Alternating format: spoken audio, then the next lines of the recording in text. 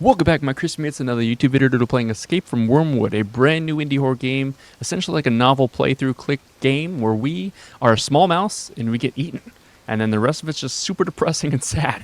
So I hope you guys enjoyed this video. Leave a like and subscribe for more content. I love you, and let's get into it. When you come to, you're in a strange and unfamiliar dark room. Your stomach aches and you feel nauseous. Thick ropes bind your chest tightly, but they aren't the source of your pain. You remember now, several days ago you left on a research expedition into the rainforest with two of your colleagues. Forced to do a little foraging on the way back, the three of you ingested some berries that you were sure now were poisonous. Your colleagues sit beside you, unmoving. The air smells like metal. Oh no. Let's try to wake the others. Pete! Pete! You whisper urgently to the witch beside you, but she doesn't respond. Stacy, thank you. I appreciate that. Thank you, Stacy. Love you long time. Squirming against your restraints, you attempt to lean your head on. Well, now you can't be depressed. There you go. Lean your head on her chest to listen for a heartbeat. After a few moments, you're sure you can hear one, faintly, despite the distracting pounding in your own chest. The current state. Thank you for the flatulence answer and welcome in, buddy. I hope you're having a great Friday. The current state of the rat beside her. Oh, the rat beside her is something you won't be able to confirm for yourself. Oh no. The door suddenly opens, startling you back into an upright position. You shut your eyes tightly to shield them from the harsh daylight. But Andrew, welcome in. Hope you're having a great fucking day. Happy Friday. I love you. Thank you for the flatulence coming on in. Hell yeah. Your stream at work. Oh, I'm sorry, Robin. Listen, it's okay, buddy. Thank you for even having me in your mind while you're at work. Again, every time. That's crazy. I love you. Thank you. And if you ever want to watch any of this later on, it'll be in, YouTube or whatever else. So don't worry if you miss it. It's all good. A masked being has entered the room. Oh no. They approach. Your eyes remain locked on them the entire time, but they move past you and over the rat. Their stature is that of a child's. That's typical of a mouse, you think. When they pull out a knife, you pray that it isn't a child at all. What? And when they lift the rat's arm and glide their blade down it, you pray that it's a sadistic adult acting alone. Because if they're a lone murderer in a jungle, that gives you the greatest chance to escape. If it's a child acting within a group, not only do you have no chance, but it's also horrific and heartbreaking and bleak. As the blood drains from the rat who doesn't deserve this, you swallow, dizzy, and try your best to remain calm. Okay, so our friend is a rat. Got it. Say something. I'm gonna probably tell him to stop. You shouldn't cut people like that. He'll die. Duh. You're able to say firmly, but the mouse ignores you. Let me go, please. I'm just a researcher. I won't report this. I'll never return here. Please, I'll do anything. Of course, they can't understand you. That's what the translator was for, but he's not waking up now. The mouse pulls a cloth from their pocket to wipe their knife. Once it's clean, they look to you for a long moment. You think desperately how you can convey to them that you mean them no harm, and that you only want to go home. But instead, the nausea you've been staving off comes to a head, thanks to the inescapable smell of your colleague's blood. You lean forward and vomit helplessly onto the floor. The mouse kneels down in front of you. Their rubber rain boots squeak lightly as they move. When you look up at their face, the mask, they bring a soiled cloth to the sides of your mouth, dabbing the mess away. You'd almost believe it was a small kindness, if not for the faint taste of blood on your lips. The mouse seems to study your face for a moment, but you can only stare back in stunned silence. What use are words if the mouse can't seem to understand you anyway? They stand, then they open the door to leave. You hang your head as the despair of your situation hits you in a wave. Holy crap. Also, we're getting into some real scary situation here. Hold on. You sit there sobbing in the darkness as you listen to the slow drip of the drain in front of you. Oh no. Day 2. The witch beside you still hasn't woken up. Pete is much older than you with a weaker constitution. As a witch, you expected she would be a little sturdier, but apparently not. Being able to use magic doesn't guarantee protection from the poison. Her specialty lies in photography, not medicine. She isn't wounded though, or at least not in any obvious ways. It isn't her blood that stains the floor where you sit. The only one mouse seems to have cut into so far is the rat, Moss. Think of a way out, I think. You need to think of a way out. It's probably too late for Moss, but if you could just untie yourself and Pete. The ropes refuse to loosen themselves no matter which direction you bend your torso. Without something sharp to cut through the fibers, you'll be stuck like this. You lean your full weight into Pete again, as you continue to do throughout the night. Pete, please wake up. You hate having to face this alone. Even if the witch were to only offer unpleasant remarks, at this point, you'd accept them with full gratitude. The door opens again for the first time since yesterday. The sudden sound of heavy rain causes you to jolt, but you remain frozen, lying against Pete's shoulder. The mouse is here again. Is it the same one as before? Judging by their stature, you imagine it must be. They walk past you and over to Moss. They pull out a knife again. You can't bring yourself to watch this time. Oh no. You only wish you could cover your ears. That way you didn't have to hear the sounds of the flesh and muscle parting, of his blood pouring out of his severed veins and splattering loudly onto the floor. Why are you doing this, please? You cry, because you can't think of anything else to do. You can't just sit and wait for your turn to be flayed. But you can't move, and the mouse won't listen to you. So you sit there, whimpering, until you hear a loud thud. You finally open your eyes and see Moss's corpse, a misshapen lump on the floor. Oh no. Even in this low light, you can tell.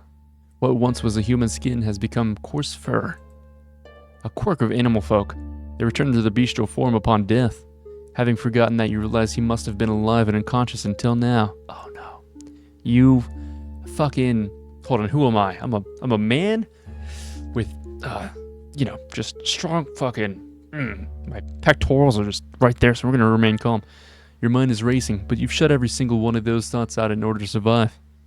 Moss is dead, but your position is unchanged. You have to escape. The mouse begins dragging the larger rat's body across the room, inch by inch. You're breathing hard, but as you watch the tiny mouse struggle to move this heavy corpse, you almost feel bad for them. That's when you finally think of something you can do. Hey, untie me. The mouse stays focused on their task. He's heavy, right? Untie me and I can help you move that body. You almost can't believe what you're saying. Your shaky breath steadies the more you talk. It's so sad, watching you try to move him alone. Please, can I help you? The mouse stops to look at you. Their masked face sends a chill down your spine. You worry that being able to read their expression would feel even worse. You have their attention. You have to commit to this now. Where are you moving him? I can help you. I promise I'll help. But I can only do that if you untie me. And you can tie me up again afterwards, of course. I'll cooperate, please. I just want to help. The mouse steps over the rat's body and kneels in front of you, the same as they did when you vomited yesterday. I'm not supposed to talk to you. Your eyes light up. She can understand you after all. Her voice sounds young and feminine. This is a child being forced to do horrible things by some monster. You can talk to her into releasing you. You have to. It's your only path forward. I won't talk. I'll just lift. It's just sad watching you. I can't bear it. She draws a knife, and for a moment you think she's about to silence you for good. But instead she cuts through a piece of rope. I'd like to move this to the table. You do as the mouse commands. Day 3. Pete woke up last night. You filled her in on everything that happened. Moss's death, your masked captor. You left out the part where you convinced the mouse to untie you. You pretend she didn't have to say a word to you. Holy crap. You didn't say anything more to her either, and even let her tie you up again in the end, as promised. Pete would only scorn you for not putting up more of a fight if she knew. Although she'd still rather delirious and weak, she ate the largest share of the berries, now that you think about it. You don't know how much she'll fight back, or if she'll be able to help you at all. I think we just push forward. We've already talked to Pete, so we don't need to do that. Your ropes aren't as tight as they were before. You've tried squirming around again, but you haven't gotten them to budge. Still, they're a little less uncomfortable. Your muscles are stiff from being stuck in one position on the floor. You wonder if the mouse would be willing to leave you untied in this room. The door's locked anyway. You need to earn more of her trust. At the very least, you'd rather Pete be the one to be drained next. Dang, we want Pete to die, huh? The door's open and the mouse enters the room. Let us go. We can pay. Do you understand? Pete speaks quietly in a demanding tone, but the mouse ignores her, as expected. What is it you want? Food? Wealth? I won't be made into a ritual sacrifice. We can make this worth your while. The mouse kneels down before the witch and holds the knife to her skin. Pete flails in a panic, knocking the knife from her hands. It slides across the floor towards the drain, but it doesn't fall in. Oops! The mouse calmly collects her knife. You're silent, thinking desperately of a way to delay her further. Loam, tell me all about how you butchered that rat. You collected his meat for what? Are you cannibals, or do you toss the remains into a pit appraised by your god? You fucking savages. She falls over where Moss once sat, flailing dangerously again as the mouse takes slow steps towards her. An idea comes to mind. Offer to help. You swallow hard before asking. Would you like some help again? Pete stops filling all at once, so you can feel both of them staring at you, but your eyes are fixed on the captor's mask. The mouse nods. Okay. Oh no. T4. Crap. I'm so bad. Thank you for the stretch, hopeful. I love you, buddy. Oh, yes. Oh. Okay. Pete refuses to speak to you. Crap. You try to explain that you only held her damned like that as part of your ploy to earn the mouse's trust. And you got results. You convinced her that she didn't need to trouble herself with tying ropes around your whole body. So today, it's just your hands that are tied. You've been able to pace about the room, which feels much better than sitting on the hard floor. Your odds of survival are slowly increasing. You don't worry about Pete's blood spilling out the drain. She's weakened but still alive. The cut was far from fatal. I think we searched the room now. Though you can't do much with your hands tied behind your back, you're able to confirm a few things about this room. There's no way out. The door's locked. A small window in the upper center is barred. There doesn't seem to be any other exit. The pile of things next to the table does indeed contain your belongings. You thought as much on the first day you woke up here, and you're happy to learn they weren't thrown out or being stored somewhere you wouldn't be able to recover them. You weren't able to open your bag on your own. You're too afraid to move anything too far out of its place anyway. If only your hands were untied, you could dig through your belongings to find something sharp to use. Well, as a means of escape, either to untie Pete, or as a weapon you hopefully wouldn't have to use on a living person. I like that my cat just fucking decided to lay on my clicking hand. Yeah, you monster. Fucking go somewhere, you rascal. Think what to do next.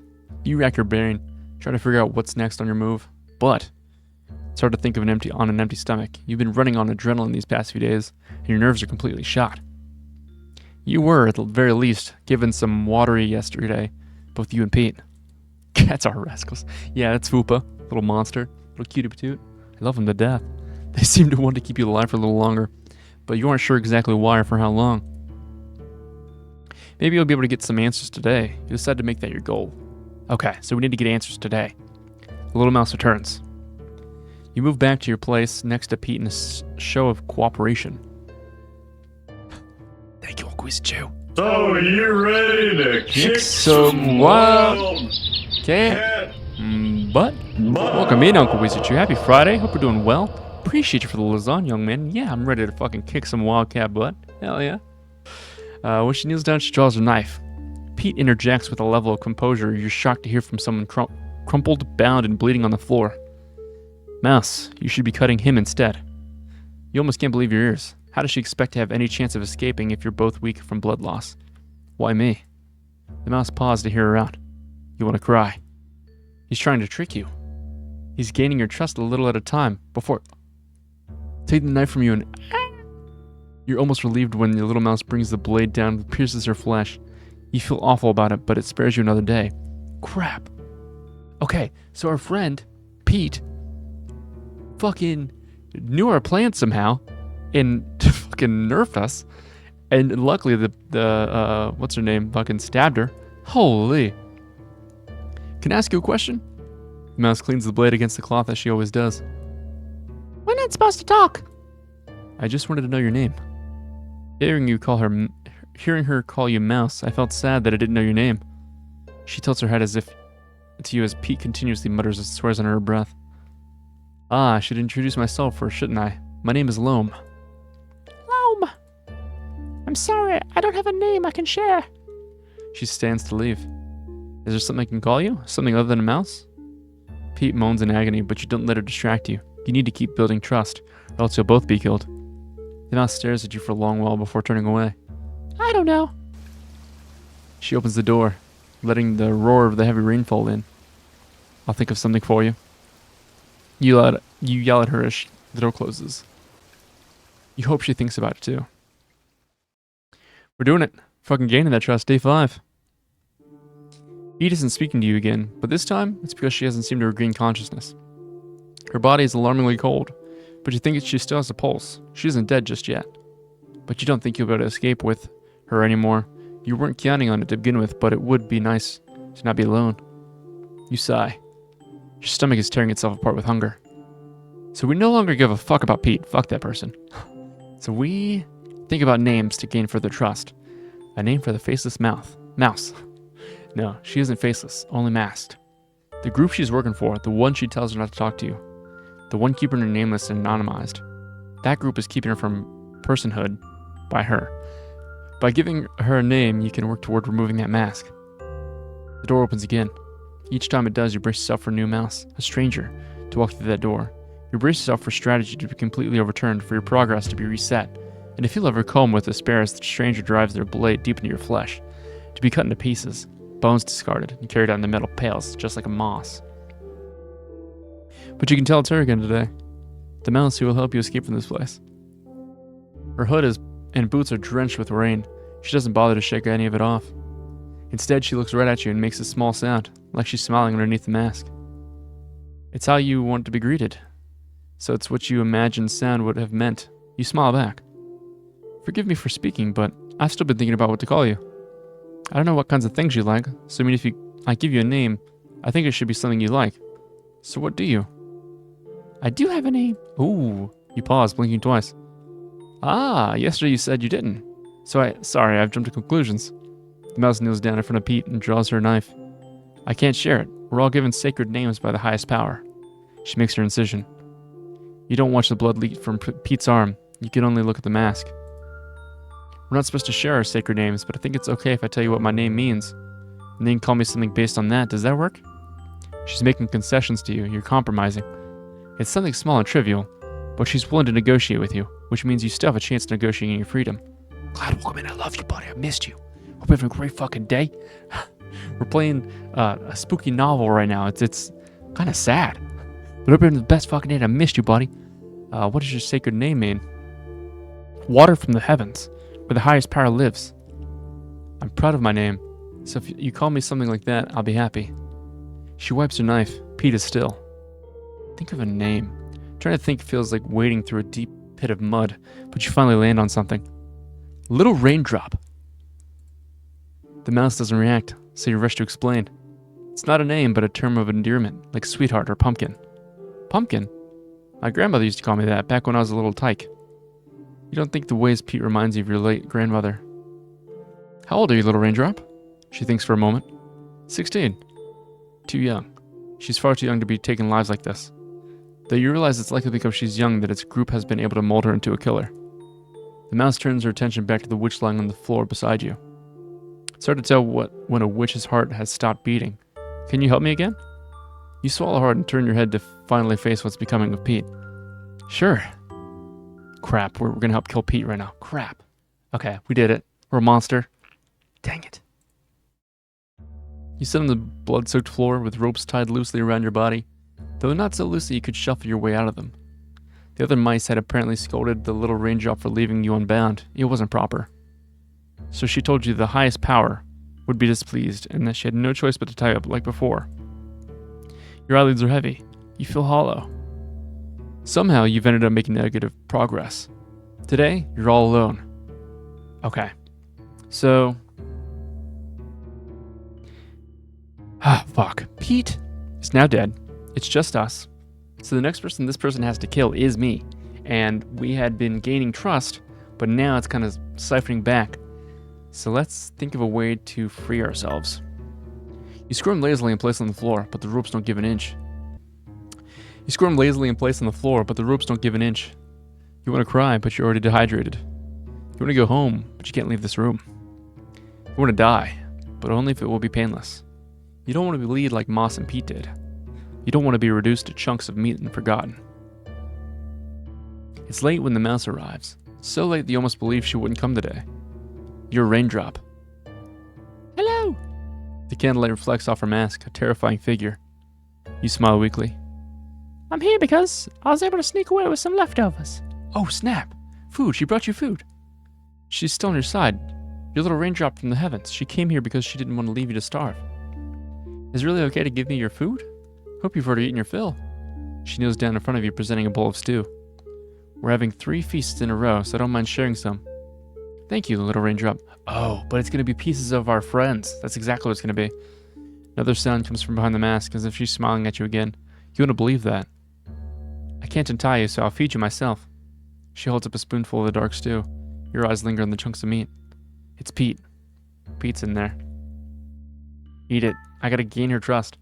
You're doing what you have to in order to survive. It'd all be meaningless if you're to die here like this. That's why you have to do whatever it takes. Yeah, if I'd have denied that meal, I'm sure she'd have been like, fuck you, and just left me there. Day 11. Oh snap, you got some music? For 5 days, your little raindrop came to visit you and made small horizontal incisions across your waists. Oh no. They bled as you chatted with her. You continued to chat, in order to take your mind off the pain. You think you're probably going to hell. There are all sorts of conceptions of hell in cultures you've studied, be they cold, fiery, and transient purgatory or a realm of eternal punishment.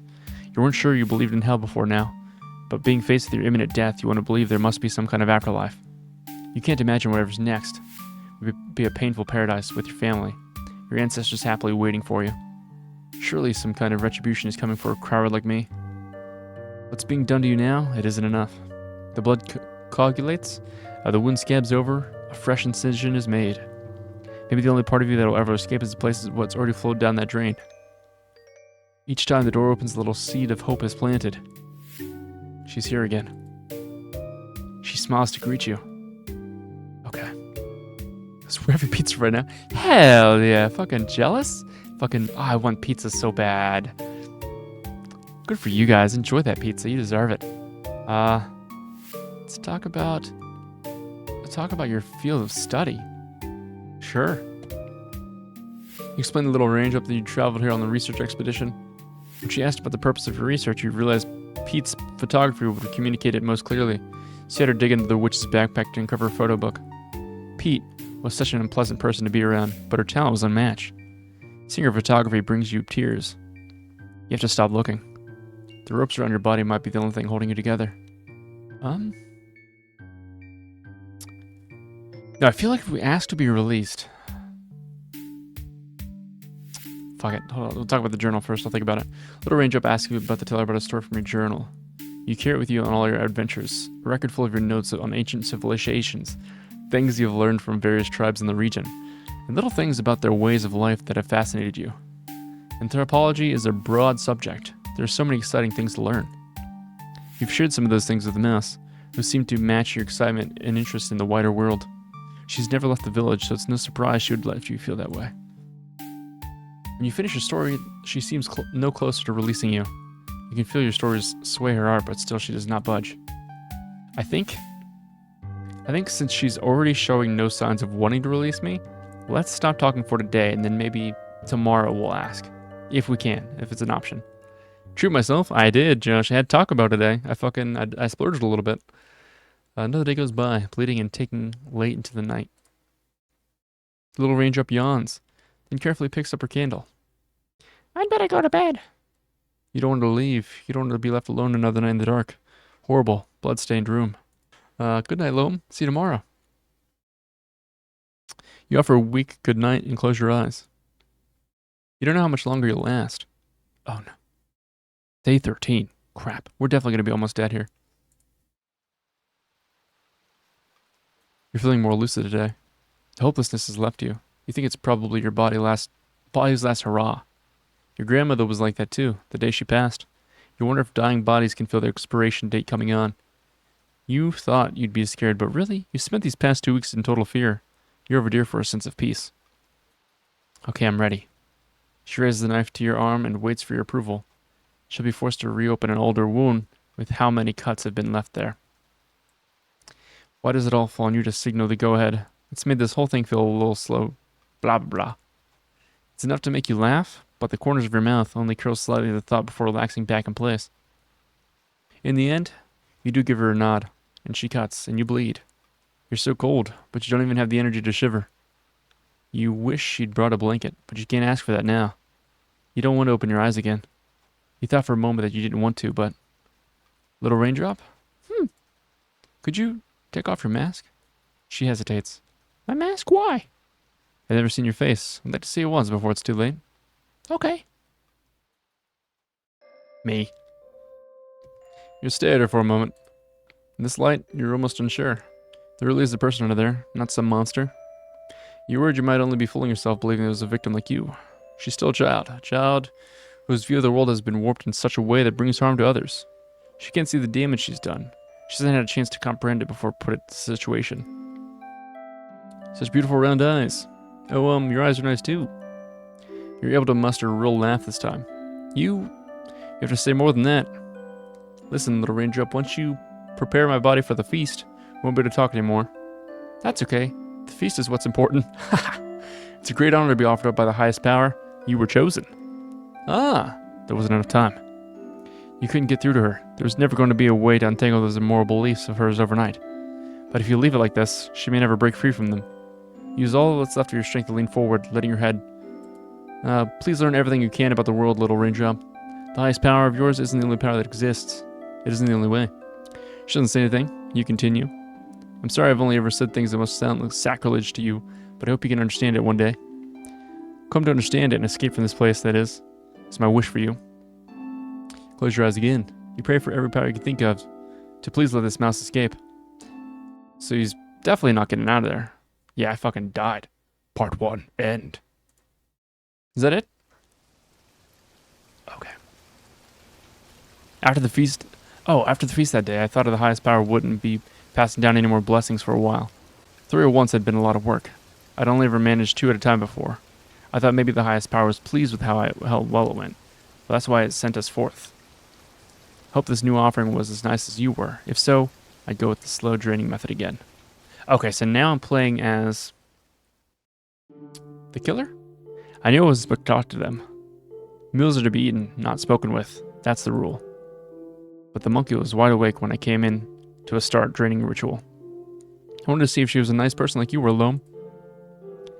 Had a lot of fun talking to you, so I wonder if the others outside would share their stories with me like you did. She said she was a member of a search party that was sent out to look for a group of researchers who disappeared in the rainforest a month ago.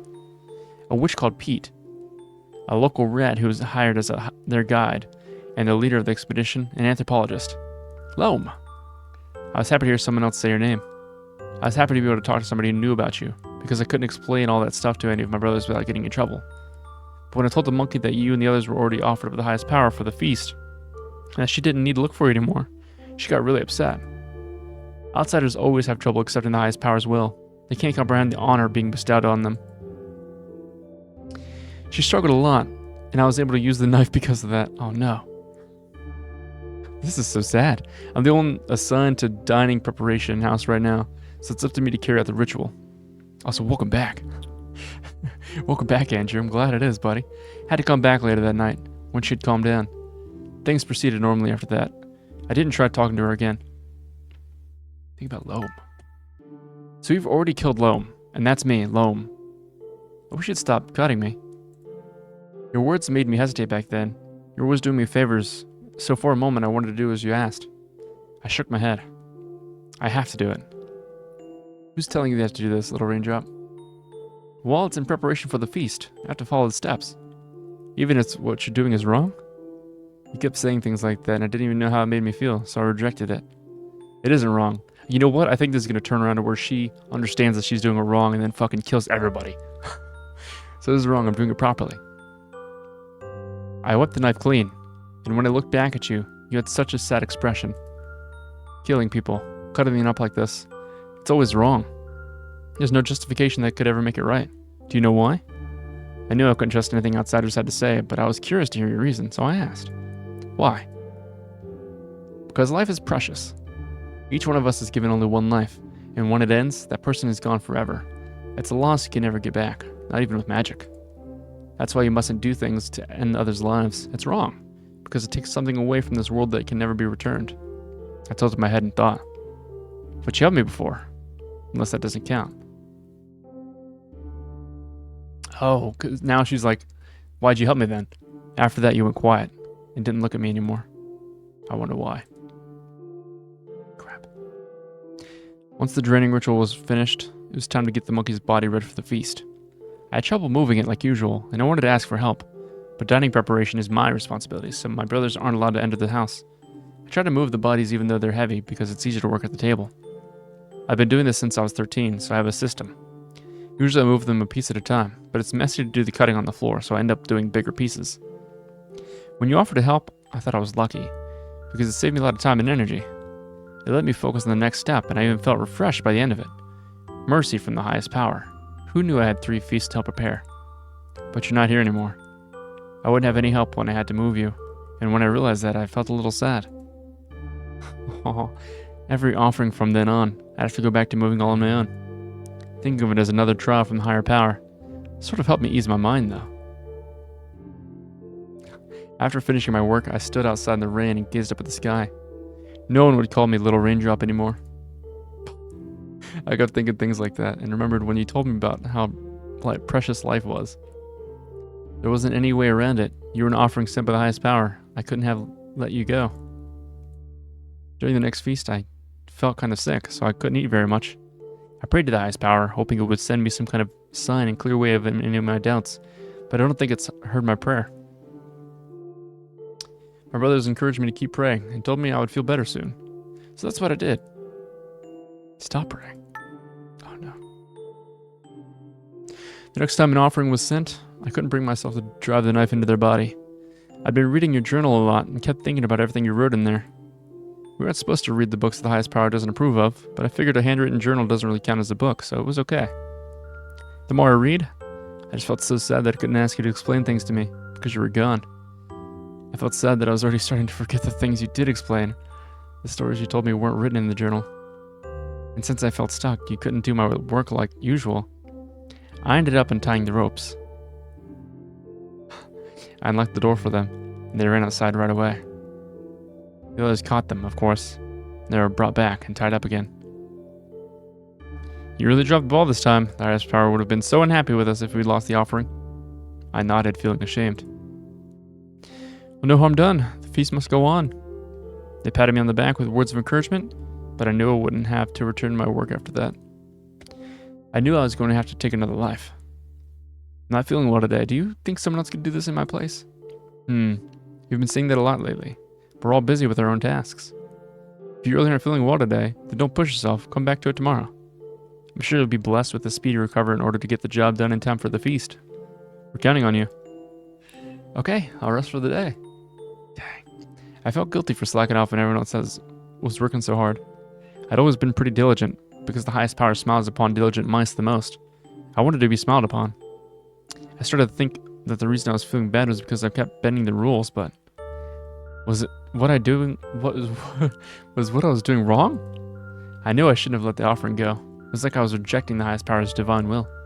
But when I thought about going through the whole preparation process again, I wanted to run away from it all. Dang. Follow that feeling. Oh, she's having a turnaround.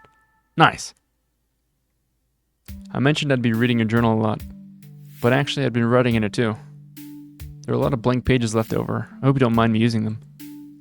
You didn't get a chance to write anything about the village, so I thought I'd write about what's life like in here instead.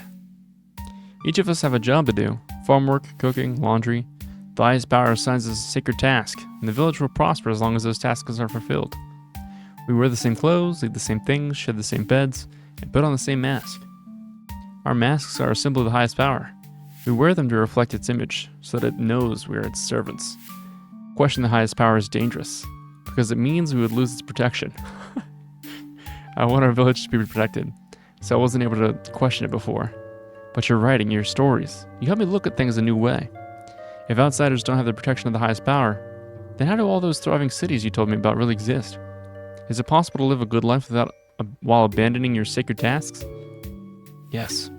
I was too afraid to find out, so I picked up the knife and did what I was supposed to do. I didn't think I ever told you this, but someone else was assigned to this task before me, an older brother. He was killed, and the offering escaped. I was the one the highest power chose to replace him. It was hard work, but I was happy to have a purpose. I was happy to have been chosen back then. But now, I think you're right, that life is precious. You're gone, and you'll never come back. Thank you, Stacy. And it wasn't just you. How much has been lost from this world with every feast? I started to feel worse and worse about taking part in it. I stopped eating the meat, but I couldn't get out of fulfilling my task. Unless I were to go somewhere outside of the highest power's reach. One night, I cut a hole in the chain-link fence and stepped outside of the village for the first time. I looked up past the thick canopy and the vast, starry sky, and felt so small. I thought about the scary stories I'd been told, what happens to mice in the outside world. If I continued beyond that fence, I'd be entering the realm of dangerous predators who would eat a mouse without a second thought. Maybe that's why my village became what it is, a place where instead, mice are the ones who feast on others. All while under the protection of the highest power. I stood under the stars for a long time to see if I'd be able to endure it. And then I retired back to the safety of my village. Think about Loam. This is getting super intense. Why won't you listen to me? It was the first and only time you ever raised your voice at me. Sorry, I'm sorry. Please forgive me. I'm not feeling well, so I shouldn't take it out on you. It's not your fault. I just really want to go home. You have to stay for the feast. You buried your face in your knees and let out a muffled scream. That scream became sobs, then whimpers. I'm sorry. It's so hard not to break down. I was surprised by the way your voice cracked as you spoke. You were making a lot of noises I didn't expect from you. So not knowing what else to do, I tried reaching out and patting your shoulder. There. My words worked like a charm, and you stopped whimpering. Except, I understand it now. It wasn't acceptance, it was resignation. You felt resigned to your fate. It was painful, having to die, but you knew you couldn't avoid it. So you endured the pain as best you could, up to the very end. That's what I'm doing now, so I understand, Loam. Poor Loam, bro. 2 years later.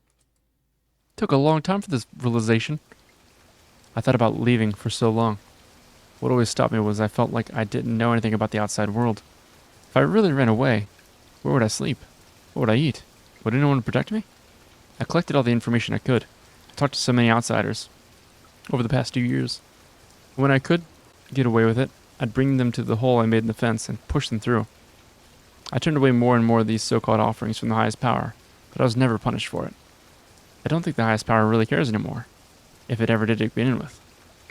Something new that occurred to me was, living meant I wouldn't be able to help anyone else escape. Both the outsiders that get drawn into the forest feasts and my brothers, my sacred task, would be assigned to the next available mouse. But I realized if I kept worrying about that, I'd be trapped here, continuing to take the lives of others until the day I died. Crap. You didn't want that for me, did you, Loam? This way, quickly. The last person to help escape was a wolf. I'd never met a wolf before. Their smile, full of kindness, reminded me of yours. It's not often that people give someone like me a warm welcome. It was nice while it lasted. I couldn't tell if they understood what the feast was. They seemed pretty naive.